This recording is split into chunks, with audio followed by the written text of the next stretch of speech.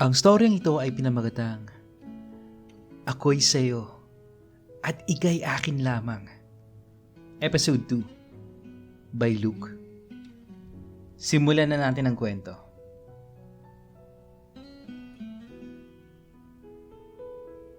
Biyernes na. Last day of school. Kulitan na naman sa room. After school nun, pumunta na kami kina Ben para sa review namin. Kasi sa Lunes, finals na. Kaya sabay-sabay kaming sumakay sa kotse ni Ben. Kasya naman kami kasi Nova yung sasakyan nila. Dumiretso na kami nun sa bahay nila.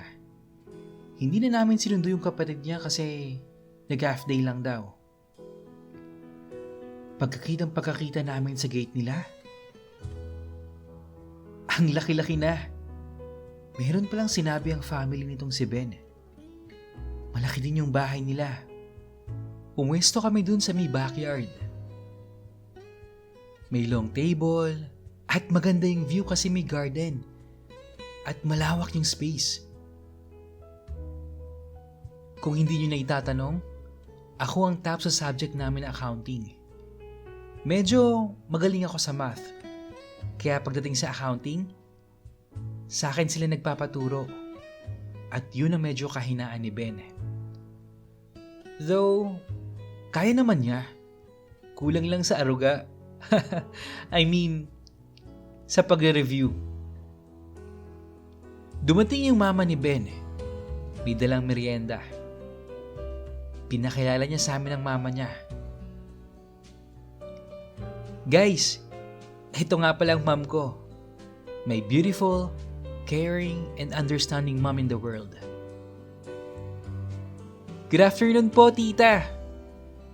Pagbati naming lahat.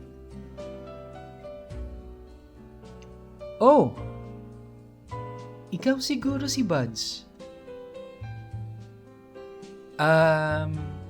Speechless ako ng mga panahon na yon. Tapos, biglang sumagot si Ben. Yes, ma'am. Si Buds.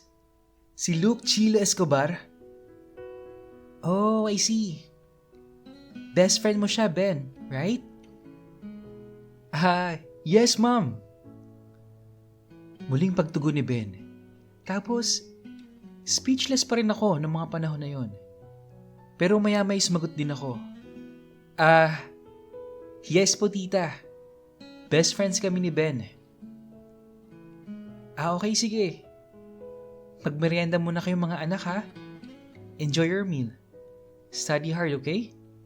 And, by the way, Luke, thanks for being there to my son. Ikaw nang bahala kay Ben, ha? Yes po, tita. Sabay tingin ko kay Ben noon. Si Ben naman, nakangiti sa akin. Tapos sabay kindat.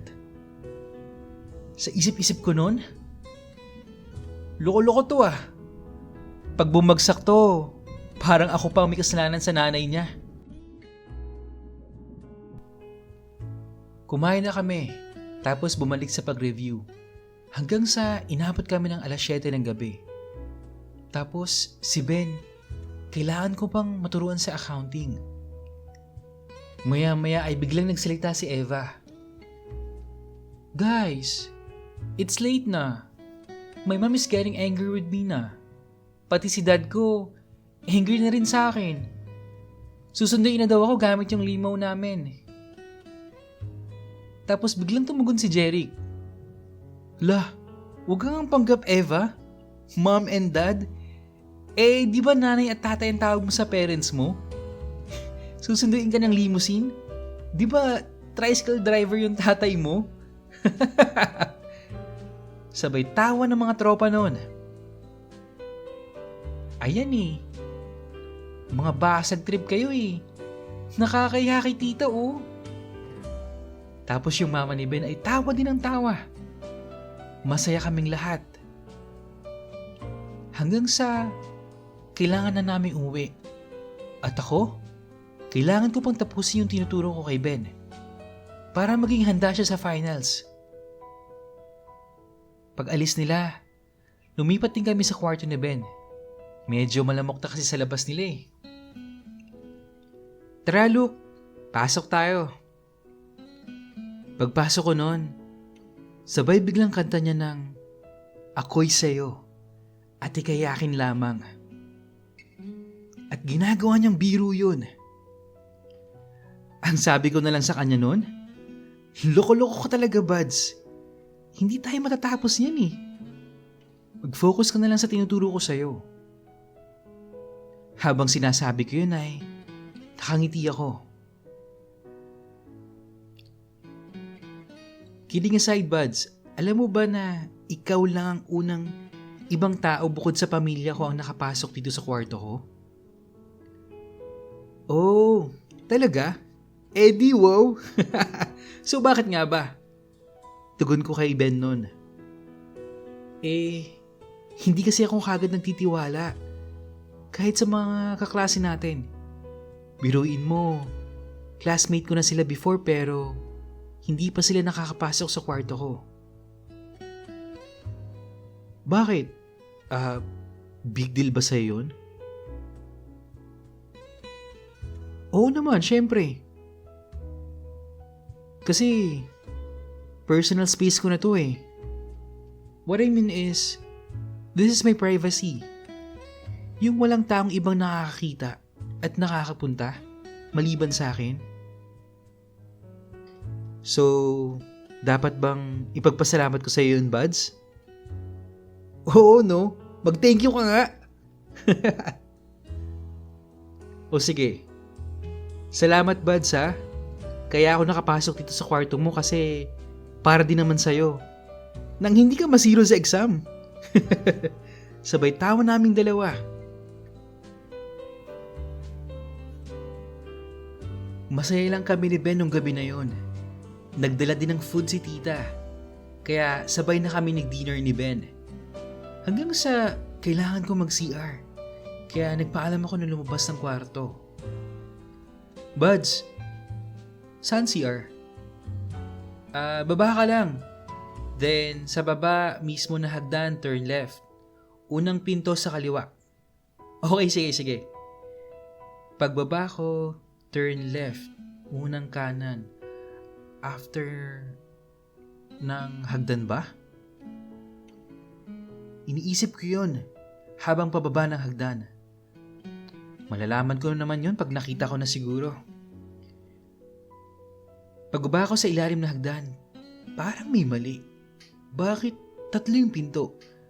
Kaya ang ginawa ko nun, inisa-isa ko habang papunta sa dulo. Unang pinto, stock room. Tapos yung pangalawang pinto, pag open ko, sarado. Kaya binuksan ko yung ilaw.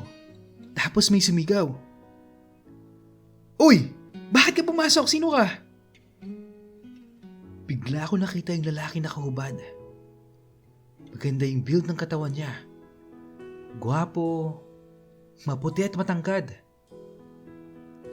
Bigla siya nagtakip ng towel. Dun, sa junjun niya. Ay! Sorry bro, inahanap ko kasi yung CR eh. Pasensya ka na. Ako nga pala si Luke, classmate ni Ben. Okay lang, ganun ba? By the way, ako pala si Jeremy. Utol ko si Ben. Hanggang sa nagstay muna ako sa room niya. Habang nakipagkwentuhan. Ikaw pala yung kinukwento ni Buds na hinahatid sundo niya sa school? Oo ako nga. Bago kasi yung school niya, madadaanan mo na yung school ko. Kaya siya na rin yung naghahatid sundo sa akin. Ano nga pala yung ginagawa mo dito? Nire-review ko kasi si Ben. Medyo mahina kasi yung pick up niya sa accounting eh. Tapos, finals na namin sa Monday. Ganun ba? Sana all, no? Anong sana all, Je? Sana all na may taong katulad mo. Speechless ako nun at napatawa na lang. So paano? Magsi-CR muna ako tapos akit na rin ako sa taas. Para matapos na yung tinuturo ko kay Ben. Sige bro, nice meeting you. Okay, sige. Pero, teka lang, pwede ko bang makuha yung number mo? Ha? Bakit, bro? Wala naman. Gusto ko lang din magkaroon ng kaibigan na katulad mo. Ang bait mo kasi. Nakangiti siya sa akin nun, habang nakatitig sa mga mata ko. Sige, walang problema, Je. And, can you do me a favor, Ben? Ano yun? Okay lang ba na huwag mo na lang sabihin kay Utol na kinuha ko yung number mo? Ha? Bakit naman? Pero okay lang naman. Sige na, please. Sige. Walang problema. Binigay ko yung number ko. Tapos, nagpaalam na ako na magsi-CR tapos umakyat na rin sa taas. Oh, Buds. Bakit ang tagal mo? Tanong sa akin ni Ben noon. Kasi naligaw ako eh. Ang laki pala ng bahay niyo. Bigla ko naisip yung sinabi ng brother niya na huwag kong sabihin na kinuha niya yung number ko. Bakit kaya? Tanong ko sa isip ko. Pero hindi na wala sa isip ko yung nakita ko yung Junjun niya noon. Parehas kaya sila ni Ben? Tanong ko sa isip ko noon.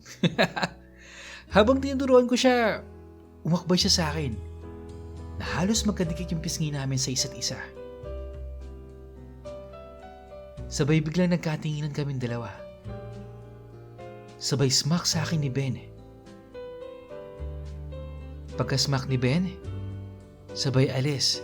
Tapos, at tawa ng tawa sa kama. Uy! Gago ka! Sabay sunod ko sa kanya. At patong ko sa harap niya. Sabay hawak ko sa leeg niya. Gagi ka! Bakit mo ginawa yun? Loko ka! Tawa pa din ng tawa si Ben nun. Hanggang sa sinabihan ko siyang tumawa. Sabay sigaw ni Ben ng, "Tama na, Luke! Tama na!" Hanggang sa pagbalik ko galing sa kama, papunta sa table nakita ko si Gerald na nakatingin sa amin. Nung nakita ko siya, ngumiti ako at parang seryoso yung mukha niyang paalis. Para hindi siya mapansin ni Ben. Hindi ko na lang siya pinansin nun. Wala din naman akong dapat isipin. Kaya pinagpatuloy na lang namin yung pagre-review at pag-tutor ko sa kanya. Tapos, tinuloy namin yung pagkain ng dinner. Then after nun, nagpaalam na ako kay Ben na uuwi na ako. Buds, salamat sa dinner ah. So, paano? See you on Monday. Galingan natin sa exam ah. Oo, Buds. Thank you ah. Kaya sayo ko eh. Oh, ano? Tugon ko. Tapos, sabay namin kinanta yung "At ika'y akin lamang." Sabay tawa. Hanggang sa umuwi na ako sa bahay. Sumakay ako ng tricycle. Tapos, pagbaba ko sa mismong bahay namin, sinilubong ako ng pinsan ko. "Oh, Insan, bakit gabi ka na?" "Oo nga eh. Gabi na din kasi natapos yung review namin." Ganun ba? Sige, kumain ka muna. Tapos ML tayo sa kwarto. Tapos na akong kumain, Insan. Maliligo na lang ako tapos laro tayo ng ML after ko. Sige, Pinsan. Kita lang tayo sa room mo. Umakyat na ako sa kwarto para maligo. Habang naliligo ako, bigla ko naisip yung nangyari sa kapatid ni Ben. Yung nakita ko siya tapos kinuha niya yung number ko. At yung nakita niya ako sa kwarto ni Ben. Medyo weird siya pero mukha namang mabait. Tapos ang ganda pa ng katawan niya. Tulog pa yung Junjun niya pero parang malaki. Sa bagay, malaki din naman yun sa akin eh. Bakit ko ba iniisip yun? Meron naman ako nun. Kinakausap ko yung sarili ko mag-isa nun. Ewan ko ba? Ano ba to? Kailangan ko na bang questionin yung sexuality ko? Pagkatapos maligo, naglaro na kami ng pinsan ko. Hanggang sa umabot kami ng 1:00 ng madaling araw.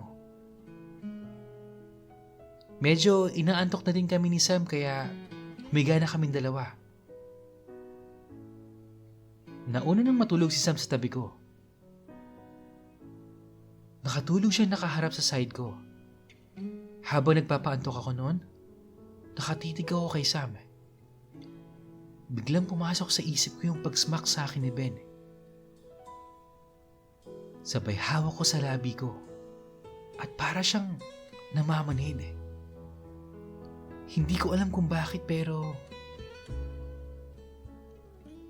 parang yung feeling na first time na may nakahalik sa akin. Pero hindi kasi marami naman ako babaeng nakahalikan. Hindi lang naman halik, pati sex din. Pero lalaki si Ben. Kaya ba ganito ako kasi unang beses na may nakahalikan akong lalaki? Ang dami naglalaro sa isipan ko noon. Kasama yung pag-question ko sa sexuality ko.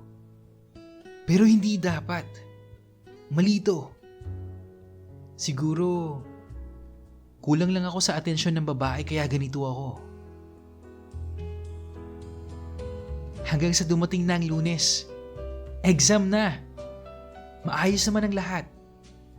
Monday hanggang Tuesday yung exam namin. Tapos, Friday na in-announce yung result. At lahat kami ay pasado sa lahat ng subject. Yes! Uwian na! Magsisilabasan na kami ng room noon. Paglabas ko, humabol sa akin si Buds.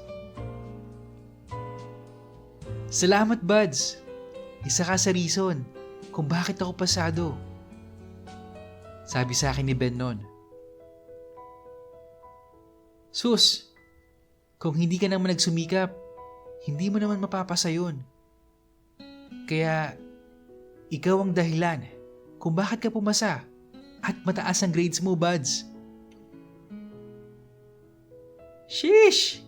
Kaya sa'yo ko look eh. Tapos, sabay namin sinabi ang, at ika'y akin lamang. Sabay tawa naming dalawa. So paano Buds? Pupunta lang ako kila Daisy Pagpapaalam ni Ben. O bakit Buds? Sasamahan ko kasi sila ni Eva sa mall. Sige. Ingat Buds See you tomorrow sa outing. Okay Luke, ingat ka din. At salamat ulit. Lumipas na ang maghapon. Sabado na. Outing na. Kasama na din yung celebration. Kasi lahat kami pasado. At matataas yung grades namin.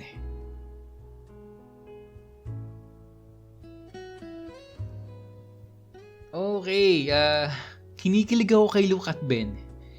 Pero nangangamoy love triangle Kayo guys, kanino kayo boto para kay Luke?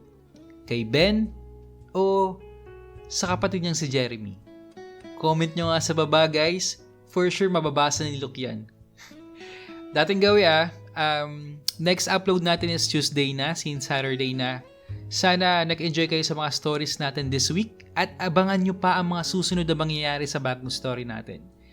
Kung hindi pa kayo nakakapag-subscribe at nagustuhan mo ang kwento sa channel natin, mag-subscribe ka na.